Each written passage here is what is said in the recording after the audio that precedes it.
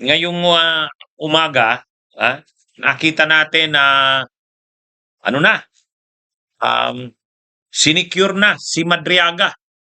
Hmm? Naglabas na ng naglabas na ang House of Representatives ng memo.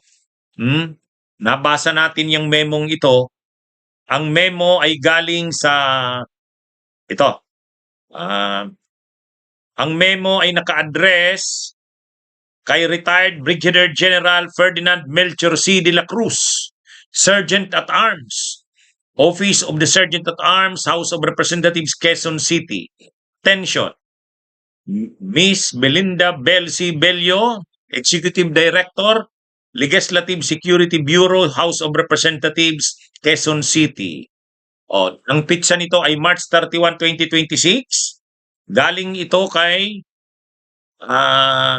Honorable Jinky Bitrix Luistro, ang chairperson ng Committee on Justice. Kaperma rin ang speaker ng House of Representatives. Yan mga kabunyog. Kaya itong memo, ito na yung magsisecure. Nagsisecure kay ito ang nagsisecure kay Madriaga. Mga kabunyog, pinapasigurado na ang seguridad ni Madriaga dahil talaga namang delikado ang lagay ni Madriaga. Nakita naman natin na noong nakaraang mga araw ay pinagtangkaan na ang buhay ni Madriaga. Kaya ang ginawa ni Congressman Chel Jokno, nag-sponsor si Congressman Chel Jokno ng motion na i-secure na si Madriaga at ang pag-secure sa kanya ay kaugnay na sa gagawing hearing, mga kabunyog. Kaugnay na ito sa gagawing hearing sa April 14. Dadalhin si Madriaga sa House of Representatives para sa hearing proper. Kasi magsisimula ng i-present ang mga ebidensya, ang mga testigo. Isa sa mga testigo na ipipresent sa April 14 ay si Ramil Madriaga. Dito sa memong ito, sa Sergeant at Arms ng House of Representatives, hinihiling na mag-request ng augmentation. I-augment ang security ni Madriaga galing sa NBI. Kaya ito mga kabunyog, importante itong memo na ito para masigurado na walang masamang mangyayari kay Madriaga sa pagtransport sa kanya mula doon sa BJMP sa Taguig, Camp Bagong Diwa, papunta sa Kamara. Kaya ito mga kabunyog, mga kababayan. Ano na ito? May memo na sa Sergeant at Arms ng House na makipag-coordinate na sa BJMP, makipag-coordinate na sa NBI, at humingi na ng augmentation force galing sa NBI. Ayan mga kabunyog. Kaya ito? Ito yung letter galing sa Justice Committee, naka-address kay retired Brigadier General Ferdinand de la Cruz, ang Sergeant at Arms ng House. Pinapa-augment ang hihingi ng augmentation galing sa NBI at sa pagtransport sa kanya mula doon sa Camp Bagong Diwa papunta sa hearing ng Committee on Justice at galing na naman sa Committee on Justice pabalik sa Camp Bagong Diwa, humihingi ng dagdag na security. At yung dagdag din ng mga security sa kanyang pag-appear sa Justice Committee. Ayan, ready na Ready na mga kabunyog kasi April 14 yan, malapit na eh. Malapit na. Ngayon, hindi naman talaga kinuha ang custody ni Madriaga, dinala sa House, hindi naman.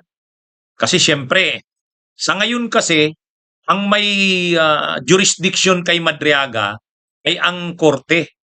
Kasi may pending case siya sa regional trial court eh. Kaya hindi siya pwedeng basta-basta alisin sa Camp Bagong Diwa. Kasi nga, syempre ang magde-decide kung saan siya dapat makulong ay ang korte. O ngayon, para walang problema sa korte, hindi naman hiningi ng Justice Committee na ilipat sa House. Pero para naman ma-secure si Madriaga, kasi syempre, ano ito, napakasela ng kanyang magiging testimonya. Kaya humingi na lang ng protective custody ang Kamara. Ibig sabihin, pag trinansport si Madriaga, kinakailangan augmented ang force, ang pwersa. Kasi baka kulangin ang BJMP. So hihingi ng augmentation force galing sa NBI. At pagdating sa loob ng Kamara, humingi rin lang dagdag na security. O yan mga kabunyog ready na. Ready na si Madriaga. Ready na si Madriaga sa pag-appear doon sa Kamara. Actually, may mga ano na ngayon, may mga dagdag pa tayong nakikitang mga lumalabas na mga ebidensya kay Madriaga. Ito pa lang si Madriaga, mayroon pala itong kapartner, ano? Mayroon pala itong kapartner na pinatay din. Kapag kapag nagpi-pick up si Madriaga nung mga pera na inutos ni Sara, yung mga pera sa confidential funds, ay 'di ba ang sabi ni Madriaga, siya ang kinukontak nila Nolasco at La Chica para pick upin niya yung mga duffel bags na pera, tapos dinideliver niya kung kanino ang instruksyon na i-deliver. Ang sabi ni Madriaga, diniliver niya ito sa isang mayor ng Laguna, tapos doon sa comedy bar sa Timog, kay Reynold Monsayak, attorney ni Sara, tapos doon sa ombudsman, kung saan ang nandun sa ombudsman ay si attorney Kilala, na tao rin nila Sara. Kaya ngayon ang sabi ng kampo ni Madriaga, mayroon siyang kasama noon kapag nagdi-deliver ng mga pera, kaya lang pinatay na daw eh. Pinatay na. Rini-request ng kampo ni Madriaga na imbestigahan yung pagpatay na yon. Kasi ano yun eh, malaki ang role nun. Yung pinatay na yon, may mga pictures na kasama yun ni Ramil Madriaga at kasama si Sara sa picture. Kaya ano din to ilalabas din daw yung picture na yan. Ano bang apelyido nun? Ventura ba yon? Ventura ba yung pangalan ng pinatay? Yung kasamahan ni Madriaga kapag nagdi-deliver siya ng mga pera, pinatay ito. Pinatay.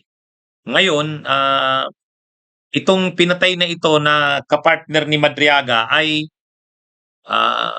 may mga pictures ito na kasama si Madriaga, kasama yung pinatay na yon, at kasama si Sara sa picture. Kaya actually, kaya humingi ng dagdag na security si Madriaga kasi may mga kasamahan siyang pinatay na.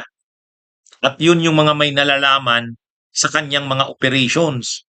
Kaya itong si Madriaga ngayon, hinihingi ito na i-secure. At pinagbigyan naman ng Kamara. Pinagbigyan ng Kamara, kaya yung Sergeant at Arms ay ininstruksyonan na i-secure na itong si Ramil Madriaga. O ayan mga kabunyog, handang-handa na para sa hearing sa April 14. Bunyog, bunyog, halikan na kasama ka. Bunyog, kapag buklod ay may pag-asa. Luzon, Visayas, Mindanao, isa ang pananaw. Sa bagong Pilipinas ang bunyog isisigaw. Bunyog, bunyog.